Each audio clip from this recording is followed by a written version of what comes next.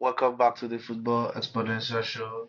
I'm Chika, and today I'm joined by Hi guys, welcome back to another episode of the show. and then Hi guys, welcome. okay. I hope you guys are ready. Are you ready? So we can go. Yeah, Yeah, we're let's good. let's dive in. Okay, let's dive in. Okay. Do you think Chelsea with Fabrizio Romano announcing that Chelsea have agreed or already signed or whatever it is Uh, for Pedro Neto? Yeah, for 67 million from Wolves, for 63 million euros. So Frank, do you think he makes Chelsea better? What do you think he brings to the table as regards Chelsea? okay, Neto is that's I think that's a deal. Let's start with the time frame of the deal. That's a deal that happened very quickly in terms of transfers. And these days you don't see transfers happening from the reports breaking to the official confirmation. And to today, he was at Stamford Bridge today. He was presented at Stamford Bridge as a new Chelsea signing. Quite happened. It happened within 2 or 3 days. I think it's quite commendable to get deals done that quickly. In the Premier League these days. But on the pitch and what Neto brings to Chelsea's team, he brings a lot of quality in wide positions, both left and right wing. He's a very direct player. He's a strong dribbler of the ball. He knows how to evade defenders in terms of pressure. He works hard. He's a very good presser as well in terms of covering for his strikers and covering through the pitch and making high intensity runs and things like that. But he's not per se a goal scorer, but he's technically very secure, and I won't be surprised if he scores a lot of goals for Chelsea. And I think it's for a while or for the last 2 seasons, it's been quite obvious that players like Raheem Sterling and Mudryk, in terms of Mudryk, his development hasn't gone as expected, and in terms of Raheem Sterling, he's not shown the kind of experience or the kind of performance you expect from a senior player who's well regarded in English football. He's been very hit and miss for Chelsea, especially last season, where he starts off good, he some dovetails, and we saw last season where he had a lot of there was a lot of troubling moments for him, like the game against Leicester in the FA Cup, where he takes off a penalty off Kopama and misses the penalty, and he has the infamous free kick he took that went viral that he shot to the stand. So he's had tough moments, but I think that's the position Chelsea have needed to strengthen in the last 2 years in terms of actual quality. A player that comes into the team and it brings in pace, technical security, very good dribbler, and he creates a lot for his teammates as well. And I think it's important to talk about that as well. I think overall is the signing Chelsea have desperately needed, and going off what we've seen from preseason in terms of Mudryk, especially Mudryk in preseason, his preseason showings have been quite worrying in my opinion. And I think it's been clear that the new coach has other plans in terms of those players there, and I think it's a welcome signing for Chelsea. I expect him to do good things if and when he's fit, because he struggles a lot with hamstring injuries and soft tissue injuries and that. He's played sizable amount of games in recent years in Premier League, and is a player if Chelsea can manage properly in terms of his minutes and rotations, he would be an interesting addition to Chelsea's squad this season. Okay, Israel, what are your thoughts regards the signing? Signing Chelsea signing Neto, wonderful signing. I didn't really see it coming, and I'd say being a flank player that he is, looking at the Chelsea team, sometimes I kind of wonder, um, is he going to be a first team player regular, or is he coming as a backup player? Because they have quite some players are along the flanks, likes of Modric and Sterling and Madueke, who has been exceptional, very exceptional. Because if we're going to talk about the others, I'll say, okay, maybe they're trying to get someone to cover up just in case, but Madueke has secured that position, and except for other Yeah. factors, I think we have that going. And Neto, yeah, very nice player. In Wolves last season, saw him pull off a couple, good with the left, and he can play on both sides. So I think he's probably a very wonderful addition for the club because players like that could be used in various positions, left wing, right flank, and even some places around the attacking position. So I think we're going to have assists and goals, the other kinds of players they have around him. It's a good addition to the team, I think. Just I didn't see that coming, and it's very good. Yeah. Yeah, it's a very good signing. Well, if you ask me, Neto signing is a good signing. Is a solid buy for Chelsea because I don't know what Maresca wants to do, but this is why it's a very, very vital signing. It wasn't what Chelsea fans were expecting. I didn't expect that. But this is why it's very, very vital. When you watch Chelsea and they play teams that sit deep and defend, they make it difficult for Chelsea to beat them. Chelsea find it enjoy playing the likes of Liverpool, Manchester City, where they are allowed to attack, score me, I score you. But once they play, they like the defensive teams that try to sit deep and force them to defend. They struggle. So the addition of Neto is someone who has flair, who has creativity, who can unlock, who can cause penalty. And if you watch during the preseason, and that is what Madueke has added to his game, and I appreciate a lot because now Madueke takes the ball and he forces you to foul him. He pushes the ball. He doesn't have the flair or creativity that Neto has, but he has the physicality and he has the courage. So now Neto, the two things that are very, very vital. It's just that he has to work on a lot of his game, but the two things that he has that are very, very vital is progressive carries, and that is people. If you remember Sterling when he burst out to the scene, remember, it was the Yeah, yeah, carrying that made it spectacular. He wasn't scoring big goals in his exactly. That's first true. preseason, but Yeah, it was his ability to run at defenders, hold the ball, and attack you 1v1. pace with Doku, pace if with you look at pace pace. Doku's game last season, he did score a lot of goals, but Doku was able to attack you and then make you. So now let's go to statistics now. He had 5.2 attempted take-ons. His per game, that is among the 85th percentile. 2.2 successful take-on, that is among the 82 percentile. That's per game. That is very, very high. That means his only 15% were better than him in attempted take-ons. Only uh Sorry. 18 were better in successful take-ons. Progressive carries, 95th percentile. That's progress. That tells you he's one of the highest players that takes the ball. He can take the ball from midfield for a quick counter. So Yeah, now carries into the final third. 98th percentile. Only two other people were better. That's very, very low. 3.9 carries into the final third. So he leads and you can see that in his assists, he had 9 assists. That's a lot. And if you remember, one thing I didn't like about Wolves last season was they missed a lot of chances. Man, Wolves were missing chances they were creating. From the first game against was it Manchester United? There was a game they had Monday night football. They Manchester attacked United. Yeah, tell this they missed a that lot. game Yeah, summarizes the whole season they had. So he's the kind of now in 9 games he assisted in 20 games he assisted 9 times and then scored only I think 2 goals or whatever. He can play both feet and then he's the creative. Now if you imagine if you have Palmer on this side, because not only I don't know what he has for Palmer if he's going to play center, if he's going to play on the right. But if Palmer starts on the right, then Neto starts on the left, and they have with what I've seen about Gil, I was thinking it's not really bad. The guy is really, really the Spanish guy. He attacks a lot. If he's the Star Jackson is also good. So imagine you have Nkunku, you have Pama, you have Neto all attacking you. It's a very, very big problem for defenders. So that's now a lot of that's quality. a lot of quality, but that is if he's fit. Neto has started. This is his weakness. Neto has started only 20 games in 3 years. 20 games in 3 years. Started only 20. That's very, very poor. Then he scored only zero point 0.2 goals he scored, sorry, his shots are zero point 0.2 goals. His shots results in zero point 0.2 goals. That's not really a problem. That's the one of the 15% worse as regards wingers. Success, he doesn't cross well. 20% of his crosses are successful. So he's not a player that crosses. The player that takes on and lays it for you, he's not really a crosser. 20% successful crosses. That's Yeah, bad. This is where I have the problem though. Yeah. And he has to work on that. But he's only 24.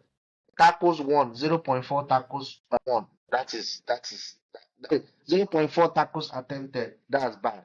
0.2 tackles one. It depends. If you want to play a system where everybody attacks and everybody defends, that's the problem. 18% area do success. That's not good. And then he missed 102 games since 2021. That's over 500 days out. That's like more than 1 year. yeah. So Okay. if he's fit, then he's good. If not, then Chelsea have overpaid. 63 million is a lot of money, but if he's on the field, he's worth it if he plays. So I Yeah, think it's a good gamble by Chelsea. But that means yeah. they've given up on either Modric or they're selling Sterling. I don't know how the Yes, two of them is. I don't know. Something has to happen. something has to give in that position. But it's also it's I think it's because I personally believe in a system where you have players, not multiple, but you have one or two players for the same position, and it's a situation where you have players fighting for the same spot where iron sharpens iron, and it's a wake up call for the likes of Sterling and Modric.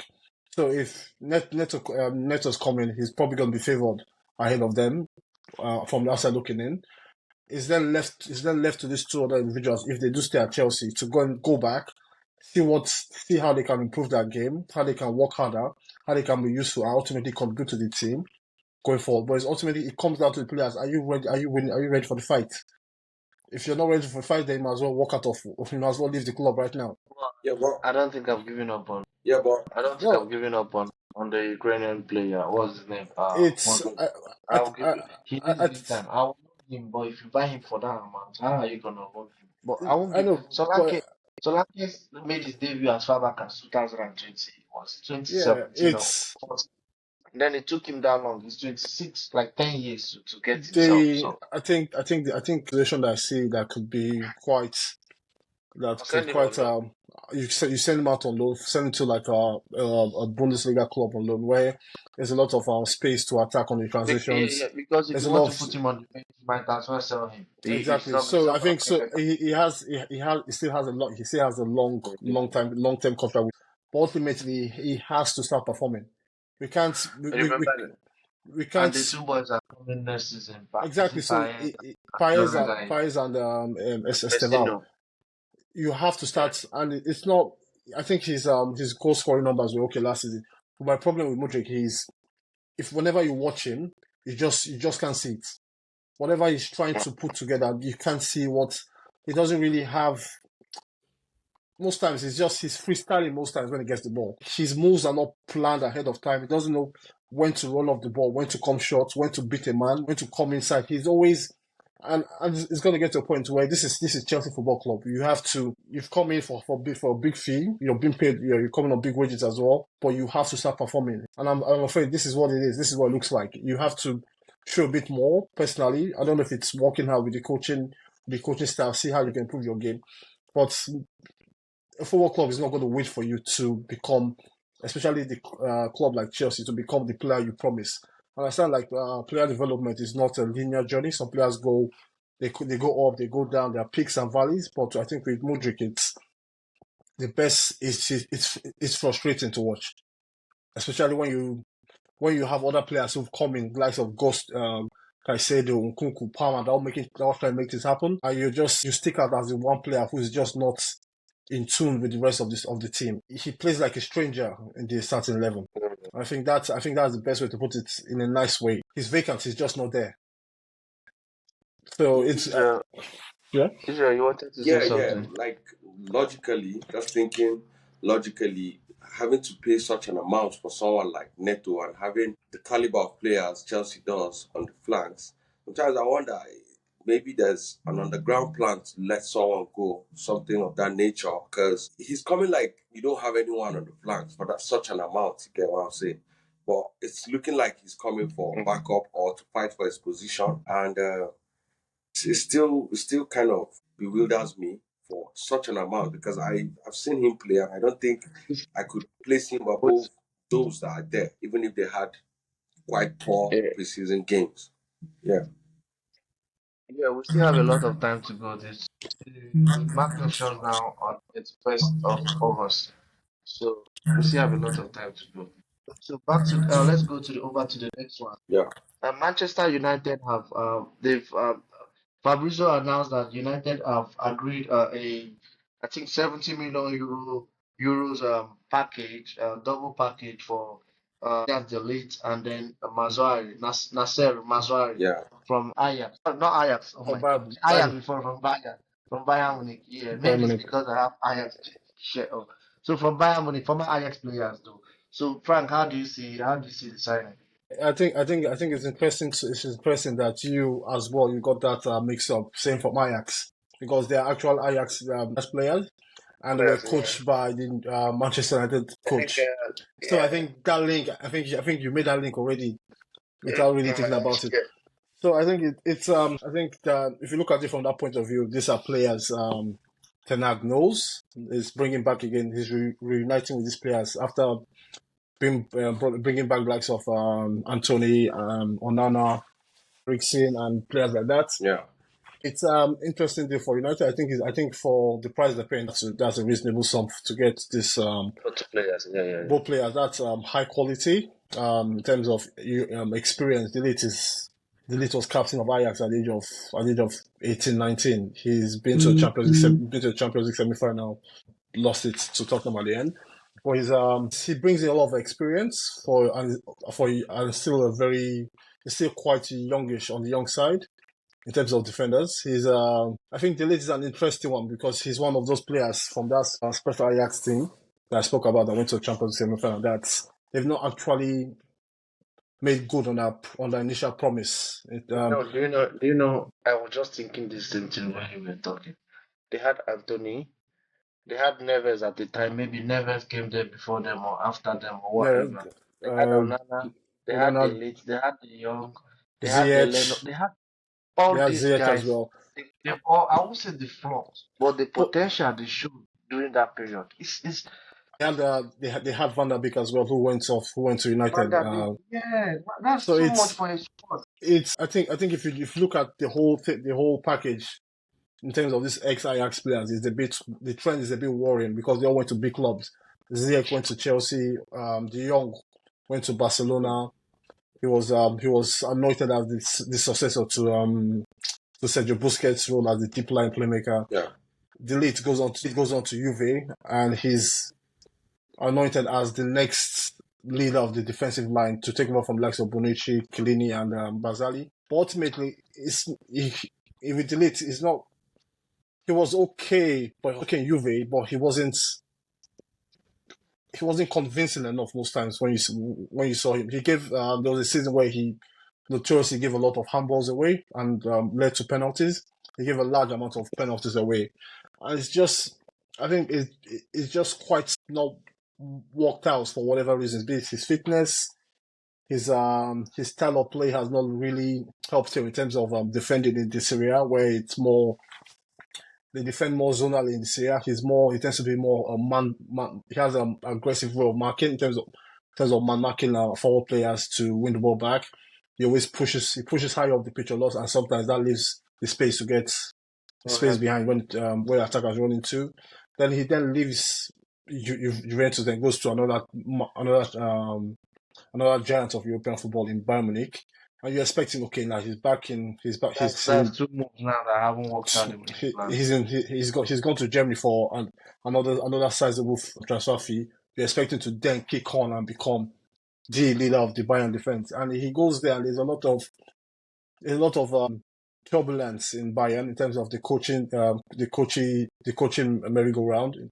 Managers that have come and gone, and I think it's a situation where, with the rapid change of managers, he's found himself surplus requirements with the arrivals of Kim J, Upamecano, and surprisingly enough, Eric Dyer. So I think it's a bit I think it's a bit But unfair to when the club prefer Dyer ahead of you, it can be it speaks volumes because I like Dyer, but many people don't like. The Tottenham fans could have given him out for a bag of chips. So yeah when exactly Dyer yeah also so maybe salary is also involved or something, but it doesn't speak well for yeah. boy. If I'm agent, I'm telling him you have to buckle up. Something is not working out. So Yeah. I think this might be another for the lead personally, it might be another chance for him to reinvent himself as a defender, or also find his old form with a coach that trusts him in Eric Ten Hag. He would know the system or Ten Hag's game model better than most people. I think he'll be comfortable in Ten Hag's approach to footballing, Ten Hag's football philosophy. I think there's a space for him at United. He ultimately improves United's backline. And also speaking of United's backline, it was also notable yesterday watching the Community still. what's it called now? This is the I don't competition. understand what Community I still. don't understand what he did defend. He kept on the changing competition. left back, right back, left back. I think Yeah, that's what I know. confused those Yeah, I know, defenders. but Mount goes left, this person goes right, and Martinez goes, Pesteri comes in. It was confusing. yeah, but also think it's because I think their starting backline is their starting central defensive partnership was Maguire and Johnny Evans. And if you remember, this was Leicester's centre back pairing almost 5 years ago. Oh, yeah. So this is something where this is Manchester United we're talking about. You're talking about an aging Johnny Evans and a much maligned Harry Maguire. Don't say an aging. They say an aging Harry Maguire and an old aged Johnny Evans. Johnny Age. An Evans no old longer age, age. It's actually age. an, He's an retired. age, an age Johnny Johnny Evans. Evans. Yeah, yeah, yeah. Yeah. That sounds better. So an age Johnny Evans. So I think it's an interesting. I think ultimately he's going to go there. He's going to improve. He's going to improve the team, and I think it's a good transfer. It will be interesting to see how he copes with the physicality of the Premier League, the hard running nature of the Premier League, and intense of amount of games, the pressure, the media scrutiny from ex-United legends. Because we already seen likes of Paul Scholes already questioning the transfer in terms of how do United expect to get a centre back that doesn't start for Bayern? He's getting benched by Eric Dyer. How does that centre back come in and improve the team? But I think such analysis and discussion is a bit lazy, in my opinion. Where you have to look at it a bit deeper than just he's getting benched at Bayern ultimately, which means he's not good enough for Manchester United. It's a bit flawed, in my Sometimes opinion. football is not that way. You don't think about Exactly. it that way. It's not. Uh, He's not always. If he's not this way, it has to be this way. Sometimes exactly. it can also Exactly. be. Yeah. Uh, So Israel. Israel, what do you think? Yeah, the transfers for Manchester United, Ligt and Mazraoui, good pricing. I would say this because it's a good thing. I want to see the club do well. I want to see players replaced where they need to be, replacements and all that. But I have an issue with the whole Ten Hag getting to recruit people he's worked with. Like, speaking for the long term purposes, how does he present as a manager? Do you have to have the same players? It's been years after, and you're still going after these particular players. And funny thing, And so many of them haven't worked. yeah, Yeah. funny Yeah. thing, the That's players, that's an funny issue. thing, the players want to reunite with him too. So I like the love thing for posterity, but then Well, it's the game of football. I don't know, is he somewhat like a loving coach because it's not been going so well with him and Sancho, but he has ties with players that he's worked with a long time ago. I guess. Yeah, No, I think if from what I'm saying, I think as a player you like them. As a player, I, Sancho's case, that's the thing. To me, I put it on Sancho. I don't care. Was the coach harsh on him? We all have jobs. I've had a job where my manager lied about me or say certain things. I can't just walk to the manager's office and say, "What did you just say?" or start arguing with my manager in front of customers or in front of clients. I won't do that. So I get it, but you have to understand how it works. You can't do that to your manager. That's how I think. yeah, Yeah, but okay. then has he proven he's better? He hasn't proven he's better. Ahmad now is starting ahead of him. So I Yeah. think Sancho should ask himself questions about what He he should really yeah, yeah. is. he So, should he should so, look so, inwards. so I was saying from the other side too, the players they waited for United. They turned down they turned down approaches from other clubs, Missouri and the Light. They wanted to be in Manchester. Yeah, I think it's from knowing the fact that they are needed, actually needed, Um, actually needed, and and and, and getting Missouri in comparison to Wan-Bissaka is a lovely feat for me because watching Wan-Bissaka yeah. would be wonderful, one on one versus one tackles and what have you. But he doesn't just do No, it for me. He doesn't. no, he doesn't. He doesn't add Yeah. anything. So One Bissaka is the only defender I know as a right back. He's not a poor right back. To me he's average. yeah, But he's average right back. But he adds nothing to offense. His crossing. I've never seen it before. His crossing is just so poor. He just doesn't add it's anything not yeah, just to your crossing. offense. I think he's attacking. I won't talk down, but from results I expect when I'm watching the game and everything, Wan Bissaka positioning, because I get to play some little football from time to time. But Wan-Bissaka's positioning, his passing of the ball, his I don't want to Yeah, say, but his but the ball way he IQ. plays, he bails himself out in some cases with his poor positioning. Yeah, But I get it, his positioning is bad. But he's so now this is why I think I won't talk much about the Leeds. The only thing I want to say about the Leeds is that you were captain, you were highly regarded. You went to Juve, it didn't work. You went to Bayern, it didn't work. Now you're United. Like to me, if I'm United, I'm not signing him. I'm not going for that. So the signing, this is two things. Two things can be right. I don't like, not I don't like, I don't really rate the signing, but I love the strategy. It's two Okay. different things. I love the strategy. If I'm Man United, I'll do the same thing.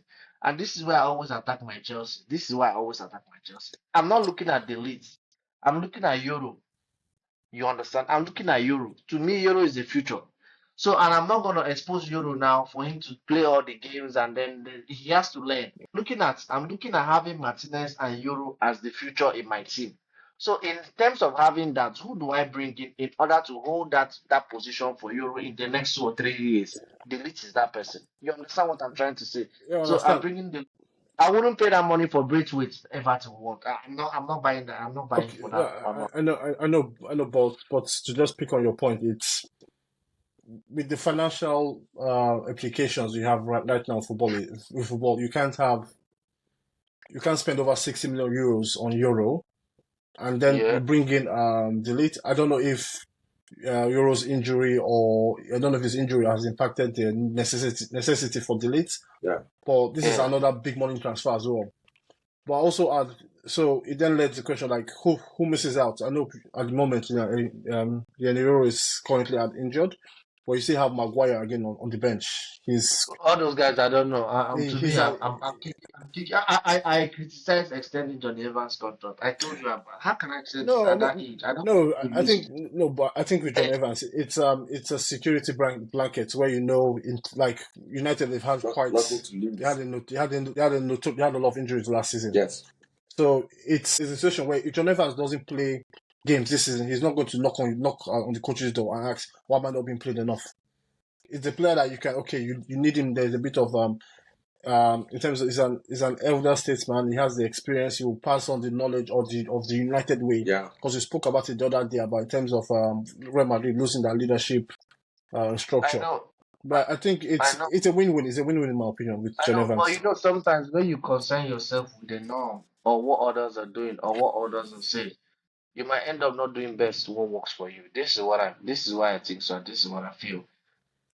People will say you bought him 60 million, you're sending Modric on loan. But sending him on loan to me is one of the best ways that you can really get back some of the money you paid for him. It might not be what's obtains elsewhere. And this is why I'm saying that now. Now, let me use Manchester United as an example also. Hoyland that they bought last season. yeah, He's not a finished article. He still has a long way to yeah, go, but he's not bad. So imagine if United used the money they used in buying him and some Mount and added some money and bought Harry Kane and then he starts behind Hurricane. He learns under Hurricane. The next 3 years he becomes so. That's what I'm just trying to. When you Yeah, buy these players too young, sometimes you might need somebody who is older, who has 3 years, who has 3 years ahead to hand over the touch to them. That's what I feel like. But you expose Hoyland. Maybe he didn't have a very good season next season. What happens? He loses confidence and the whole plan crumbles. I get what it's you're trying to I say. understand. That is what There's that's the no practical. there's no right science behind signing young players and give them the responsibility to lead big clubs like we've seen with Chelsea. One thing with Chelsea, a lot of young players coming in, but also we can say some of the young players have come in, the likes of Malo Gusto, the likes of Kopama, for example. Caicedo, in my opinion, Lavia will show if he's fit enough this season, how talented they are and how ready they are.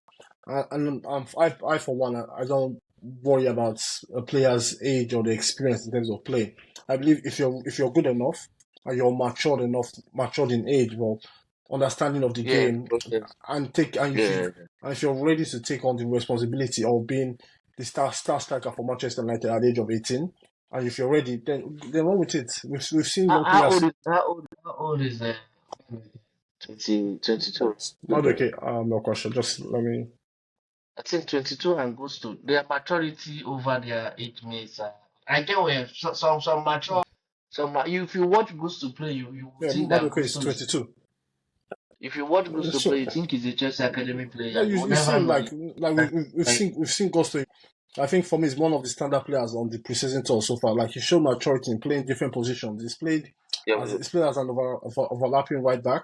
He's played as a right centre back. He's played as an inverted defensive midfielder from right back. Played as an inverted defensive midfielder from left back. Today he played as sort of a right-sided midfielder in a diamond-shaped attacking formation today. That's a player who's shown responsibility, the technical level that's needed at this level. I think it's like they've seen with. I think United fans are quite happy with Rasmus Hojlund. The only issue I had with the whole setup last season was they needed another body to go with Rasmus Hojlund because oh, they eventually overplayed him in terms of the minutes he played, and he had some yeah. he has some recurring injuries, Yeah. and that's I think that's the side where you have to be very careful And of not also when you watch overplaying. players, But he's way behind. He's way behind his potential. I know, but I think you and I have spoken extensively about Holland because I have he's a player I watched quite a lot at his local club in here in Denmark, FC Copenhagen, and he was not as rated as other strikers they've had. And I think right now FC Copenhagen they have this Icelandic forward who's been hitting the goals. But last season, I started this season, he's got 5 goals already in 4 games this season, and they've all been rated higher than Rasmus Hojlund. Oh, So I think it's a situation where he leaves his childhood club in Denmark, goes to Austria. Hits a bit of form, makes an impact, and goes off to Syria. But if you notice now, you see more than ever, young clubs are moving for the 18 to 23-year-old strikers. You yeah, see it with Real Madrid, with the likes of Vinicius, Rodrigo, and now Endrick. We've seen even Bayern Munich, they've gone for Matthias Tel. PSG have gone doing the same with players like Bradley Barcola. Chelsea with Jackson Palmer and Cole. United with Rasmus Hojlund. New striker Zerchi. So yeah. I think it's a change in dynamics in terms of clubs that willing to take risks and have project players where you invest in their development, and if they have the right tools, you bring them in with the right coaching and the right structure, exactly right environment. They tend to, if you hope they can maximize on that potential, because it's all potential based right now. It's you can players are moving off just one good season. In fact, not even one good season, just 6 months. You can get a solid 6 months of body of work, and you go for a big fee to a big club. So I think it's what it is now. I think it's going to be the new normal.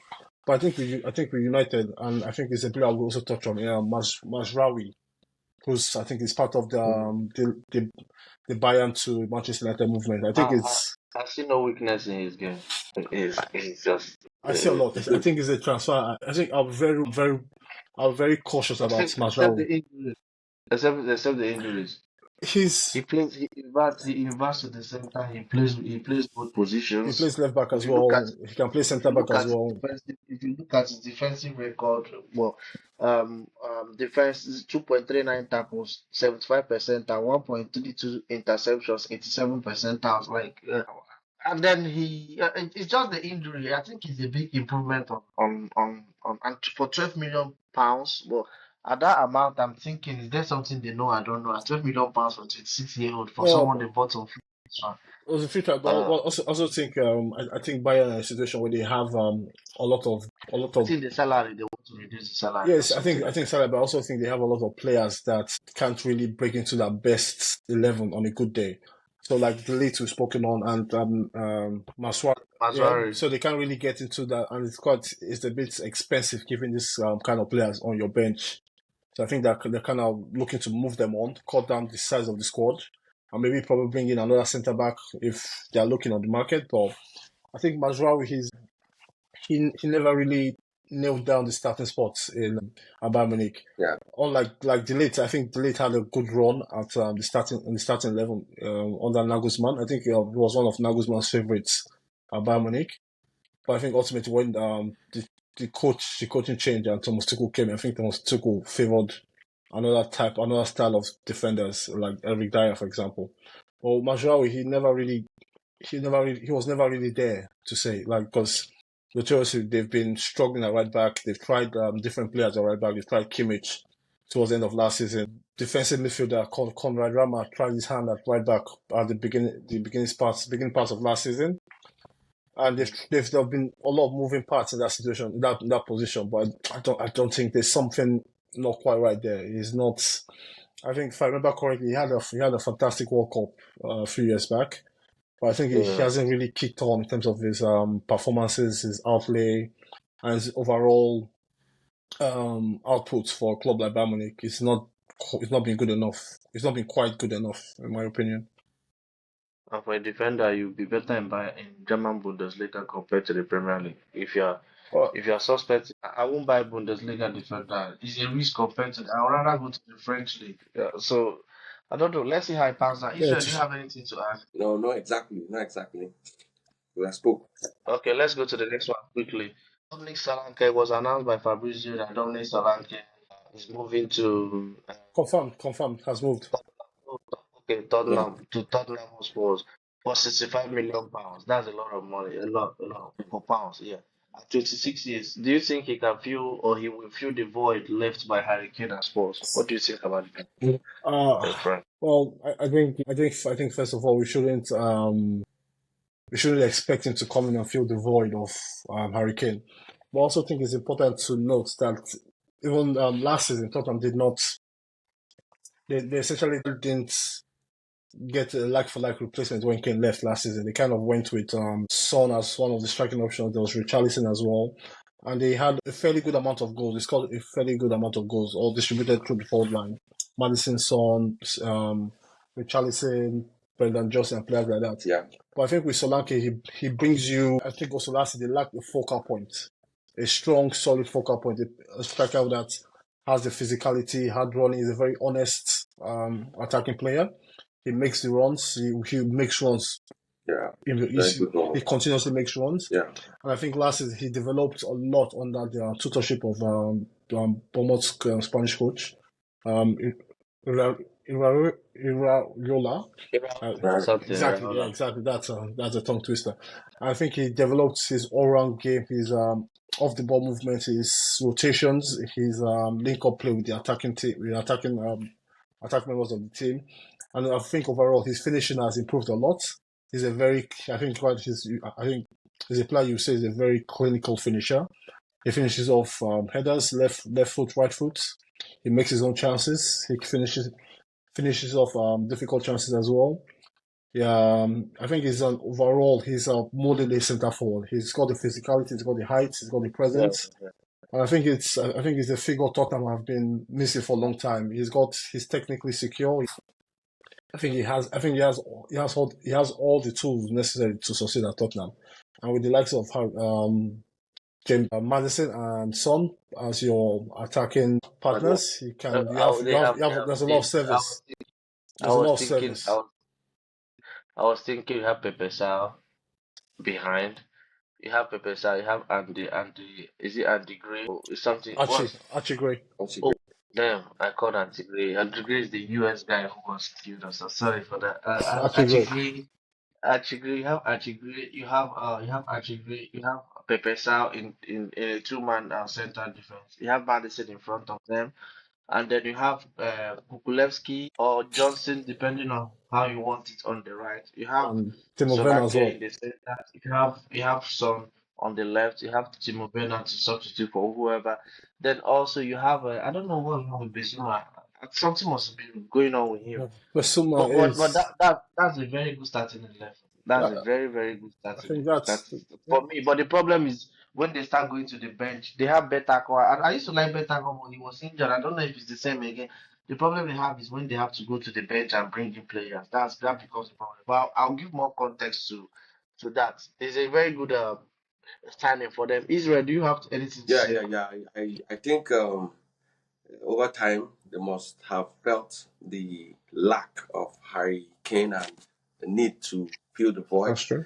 And huge amount they had to pay for Solanke, but the lad. That's huge. The lad. At 26 years, you'll be 27 in November. Yeah. So I like his growth pattern, anyways. From Liverpool, once at Chelsea, and everything. It's like he's coming up. He's coming up, and he's getting better. For him to command such an amount for a transfer, yeah, so I would like stuff like that for some players that have been going through Manchester United too, because it's just been Ronaldo. It's just been Ronaldo and mostly, yeah. So the club is always like, hey, winning team or winning team, but the players are not going out for much. So when you see players like Solanke going for as high as they got him, and you know that there's good progress on his side as a player, carries the ball on very well, takes on defenders. Yeah. He's developed a whole lot over the years, and I think, And as a striker, he has some flair that are very interesting to yeah, watch. He has some. yeah, And imagine another thing I wanted to say. Sometimes football can be so unfair. Imagine as a sporting director of Bournemouth, and your club is looking for a striker, and you go outside and you tell the owner, I know this guy and how bad for him. They sign him. You see what you are seeing, and then everything is looking good to you. They sign him. It takes him how many years to because his first season in the Premier League, I think it was 3 goals or whatever. Yeah, it There wasn't. was a Yeah, time he went 10 games without scoring or something like that. I think when he joined Bournemouth, he didn't score for the first 10 games. Now you are sacked. All of a sudden, years later, you look at him going for 65 million. You realize that sometimes you can see it, but it can take time to become what you want. Now, for more context, 19 goals last season, three yes, yes. assists in 38 games. That means he played all the games here. Last 2 seasons, 6 goals and 7 assists. So, is he going to improve, or is this season an outlier? I don't know, but I don't think but so. I think you have to I think you also have to add context to that the difference in terms of his goal return between the last 2 seasons. Also, it's also the first season with Bournemouth back in the Premier League, they were more or less fighting for relegation all through from Mm. match day one up, From up Scott until the Parker to Gary exactly O'Neill, right? exactly. So Yeah. they lost. I think they lost heavy in the first few games of the season at Liverpool 9-0. Yeah, and he criticized his side and he was sacked. I think it Exactly. was 6-0. Yeah, I think Yeah, yeah. but So something where, but like the last he's back season, in the Premier League or yeah, somewhere. yeah, he's at I think he's at Wolves, Gary O'Neill or No, no, not Gary Scott O'Neill. Parker. Parker, someone No, appointed Scott back. Parker, he replaced Vincent Company at Burnley. Okay, yeah, yeah, yeah. Okay, I cool. think he's a very astute manager. He's in terms of promotion. I think he will get Burnley back in the Premier Yeah, League, but that's for another day. But I think with especially last season, Bournemouth as a team, they started off quite poorly. I think they went 10 games without a win. But after that 10 games, there was an international break and they came back and they were inspired. Like you could see the coaching coming through the team in terms of the pressing, the rotations, attacking players were they were playing good attacking football, defending on the front foot, a lot of pressing, a lot of possession rotations as well. I think one of the standout performances was the result at Old Trafford, 3-0, where Solanke, I think Solanke scored the first goal if I remember correctly. And I think they're one of the better teams to watch last season. So I think it's gone from a struggling side to a more free flowing attacking mid table team. And I think it's also important to add, like with the national team perspective, and from what we saw with Harry Kane's performances at the Euros and going into another international competition in 2 years' time, I think it's another good option for England having a player like Solanke playing at a club like Tottenham. That will only help his international aspirations. I think that's the situation with the national teams. Our starting position is quite open in our opinion because I think Kane. I don't know. Mm. I don't know how Kane will look in the next 2 years I don't know. physically I don't know. because I don't if know. it's I don't anything know. to go What by, I saw. it wasn't good enough in terms of his overall performances for the national team. But the likes of Solanke and Watkins, and I think Solanke can look no further than Ollie Watkins and his overall No, but development. another good thing for Solanke is that he plays totally different system or pattern to Watkins. So it's not a matter of how Watkins. I don't need Solanke. You You can get always need yeah need. exactly, and So I think with Solanke is a bridge between the Watkins and the Ivan Tony, for example, because he brings that yeah, he yeah. has that aerial prowess that Tony has, but he I'm also telling you, so it's 2.6 Yeah, yeah, yeah, 2.6 yeah. area He those. has yeah That's high. exactly 69% prowess. yeah, Strength. exactly. So it's per game. Yeah. so I think this is a signing that is one of those signings that fits so perfectly that it has to work. And I think it's just, and I think for those who've had the early preseason predictions in terms of where teams will finish, I think with that signing, I think I personally I scratched off mine, and I think I put Tottenham a bit 2 points higher than before the signing of Solanke, and I think I put Bournemouth 2 or 3 places lower because I think that's going to be a big Even miss now. for. It's going to be a big I miss don't know for where I Bournemouth. don't know where because Bournemouth now I'm thinking the the easiest thing they would do is to go abroad and sign a striker because to get somebody that is going to replace him and give you what he gives him, I don't think you can find it's going to be hard except you want to spend 65 million. So it's either they will go into championship and see someone who gets record goals at the championship or they go abroad. They can get that in Belgium. I don't know where they can get that one. I think It's going to be difficult.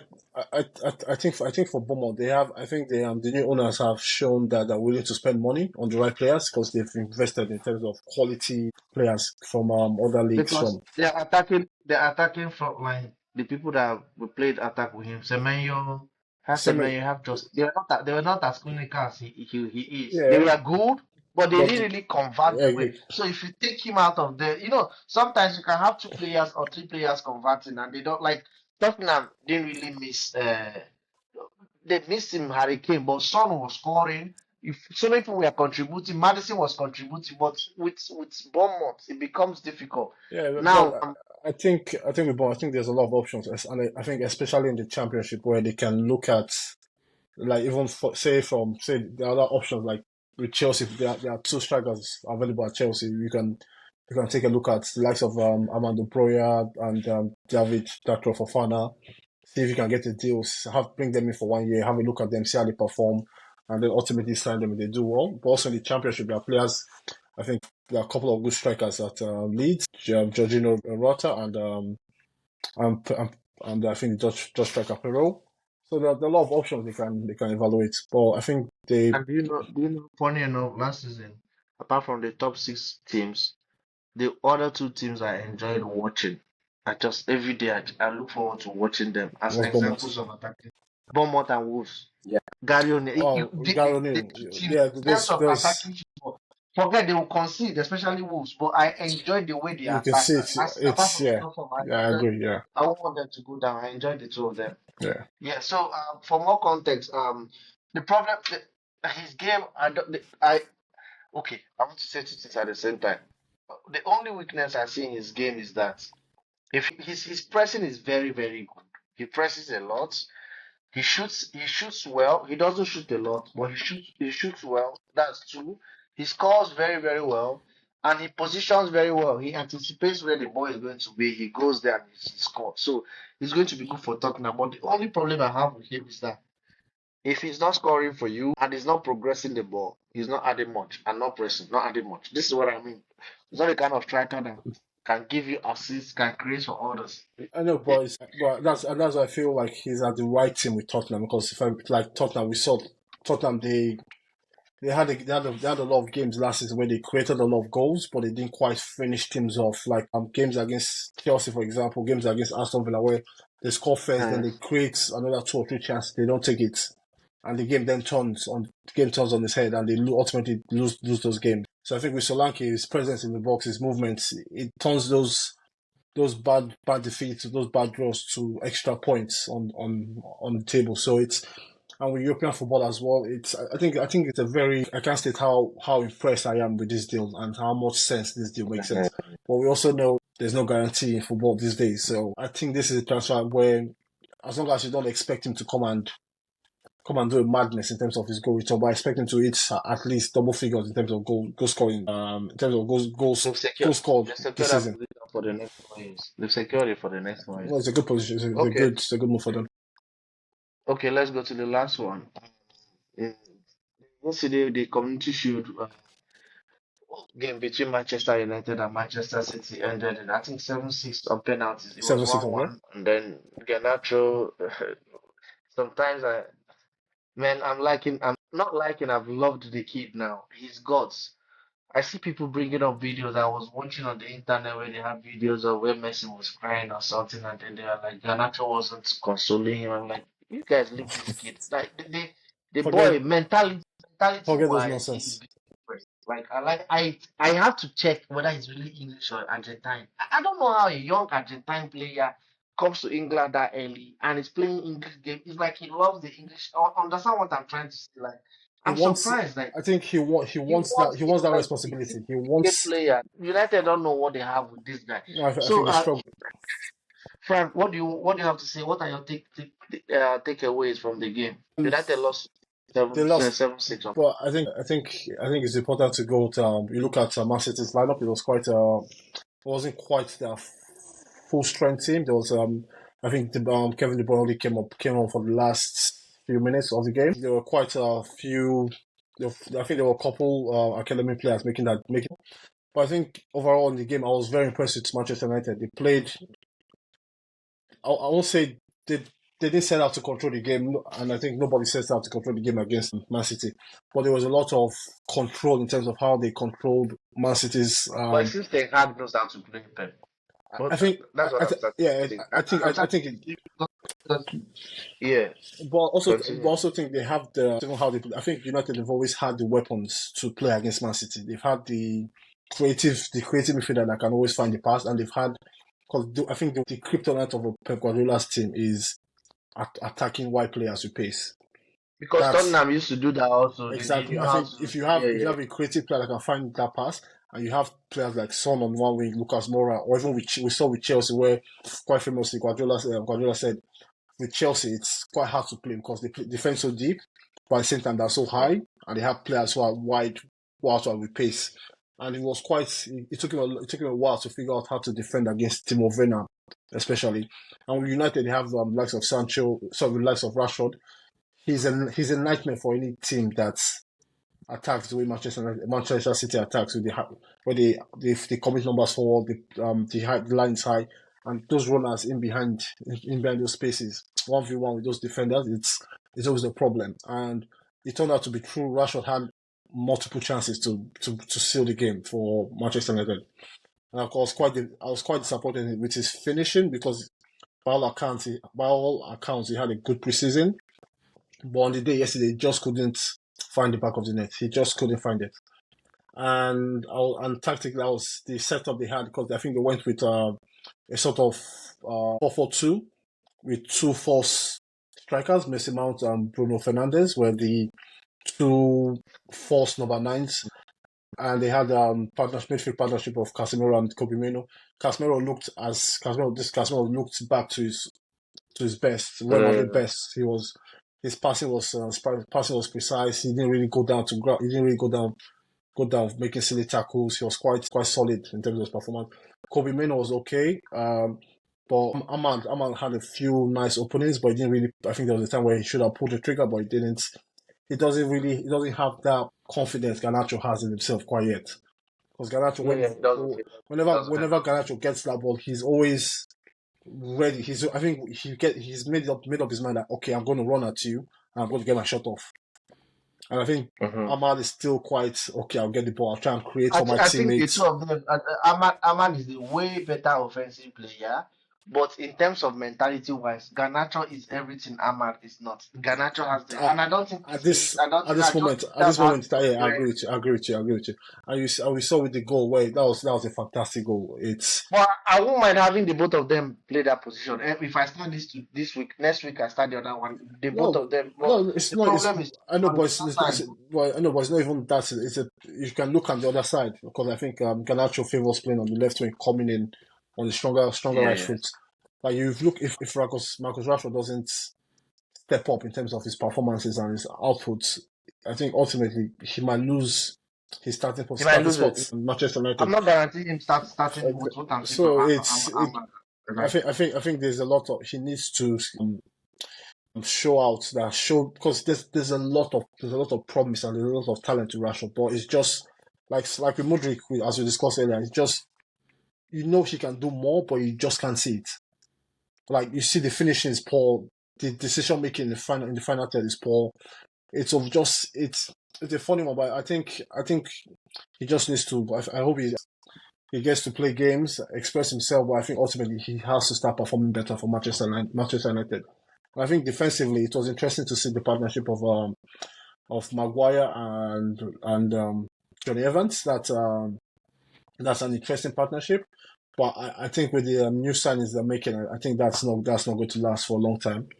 I hope for United's sake. Martinez was okay at left back. I think he got beat quite easily for Man City's equalizing goal by Oscar Bob, who's also had a fantastic preseason. Oscar Bob has been, I think, he's one of the best players I've watched so far this summer in terms of preseason performances and preseason games. I think with him, I think he's one of those players. I think with Man City would be quite happy to let I Alvarez. think Oscar Bob is where Palmer was beginning of last season before they decided to sell him.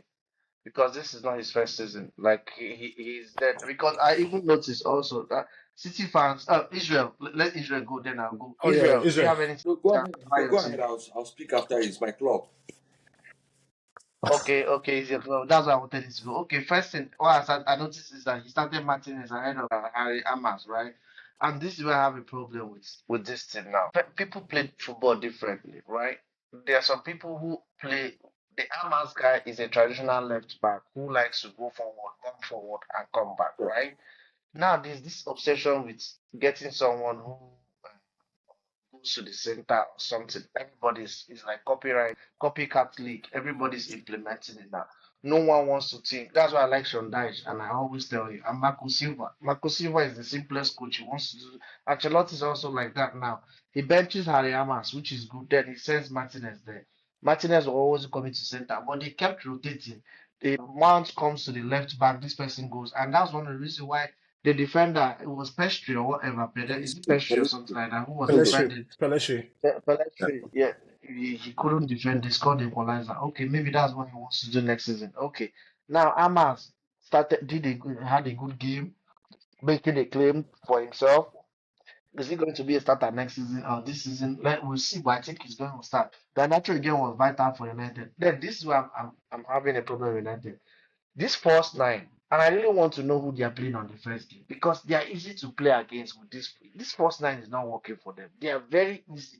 They don't. Sancho played the first nine. They don't have that vocal point, and that is why Haaland was so important for them. I don't know. Zexi, is he not a striker? Why are they not using him? Like I know he's a Well, supporting striker. also think I think let's not forget the context of the game because it's still I think it's kind of like an official friendly the Community Shield, Okay. and with players coming back from the European tournament. But also I found it quite interesting that the likes of Kobe Meno, Bruno Fernandes, and I think Diego Dallo, they came straight into the team without having played a minute of preseason so far. But Leipzig, I'm not getting that name right, but I apologize. The new Dutch striker they got, he didn't get a minute yet. I need to check out. Yeah, but I think he was quoted this from a United fan perspective. I think he was quoted saying he described himself as a 9.5, where he's more playmaker. I don't think I don't think he's a striker. He's more of a playmaker than a box number 9, which then it proposes some tactical problems or it solves some problems tactically for Manchester United, where you can have the strength of your team out wide in terms of your runners who can come in to score goals, Garnacho, Rashford, Aman, and like. And you have multiple creating players in midfield. We pack up the midfield with likes of Bruno Fernandes, Messi Mount, and the new Dutch striker. You pack it up, you control the game, and you ultimately get runners into the box. So I think from a perspective of getting more quality into the squad, they've got. I think United fans can be happy with their business so far. I like what they did this season. Yeah. Then for City, Oscar Bob, Oscar Bob and Rico Lewis are already members of the first team. Then James McAteer. McAteer, and then Nico O'Reilly. To me now, they were the two guys who played in the midfield with Foden out, Foden not playing, and then De Bruyne. Kevin De Bruyne coming in later. They're taking a claim for that position, and then City are in good hands also. That's what I observed. Like yeah, and I know they'll sign somebody. I feel so. I think They'll sign I think my last word on City will also be I think with the emergence of Cole Palmer and his performances last year at Chelsea, I think from a City perspective, they're more inclined now to actually trust or make not even trouble, make space for players like the Okay. Oscar Bob, the James McAtee, who was on loan last season at Sheffield United. He had a fantastic loan, but with a struggling team. So I think it's they kind of I think being very deliberate this season in terms of making that space for these players to But the come in. players don't go alone, right? I just remember. They don't. I think They they don't really when they sell. send you alone, they Sell. send you on They loan. sell. This. You come back, they sell you. They don't integrate you into the first team like Chelsea always does. What Yeah, who I went think on loan at you? no. They I just. don't think I so. think, but I think it's. I think it's the change of landscape in the youth football where it used to be Manchester United in past and Chelsea for a while. I think now Man City are the driving force in They have the best accolade youth football, and players now you see they sell players from the academy every season. The likes of I think this year they sold Michael Hamilton to Middlesbrough. That's gone to the Championship. Likes of Douglas Luiz in the past. Other international players like Pedro Porro, they've bought from another club, brought in, not really featured and sold off. But you see, they have those players. Romeo Lavia is one of them as well at Chelsea right now. Went straight from the youth team straight to Premier League with Southampton. Now at Chelsea, and I think they have a few centre backs as well. They sold a goalkeeper to, if I remember correctly, I think it was I can't quite remember. I think there was a goalkeeper they sold for a good figure last season. Okay, so Israel, what? Well, it was a nice game. I'm going to speak from Manchester United point of view, actually, because Mm. Marcus Rashford, I don't know, sometimes it feels like we're just stuck with having that guy in that club. Yeah, you get what I'm saying? I don't know if he's not willing. I don't know if he's too conceited or complacent. I don't know what it is, but this is someone that's supposed to be going around the news like people wanting to sign him for huge amounts. And even while at Chelsea, at Manchester, with everything around, he's still like one of the weakest links we have when we should be looking forward to this guy, looking up to him for good news and all that. Yeah. So I think the coach is trying to find his rhythm with the selections in the back, just like the talks about the late and Mazraoui. They had to come in. They knew that they needed. So having Pelistri come back from loan and playing the number two position, playing right back, and it was just like a friendly game, just like you said. Casemiro did a very good work yesterday, but I don't see that happening every other time because, just like we said, it's a friendly too. Because when the stakes are high and the engines are running, he might not get the chance.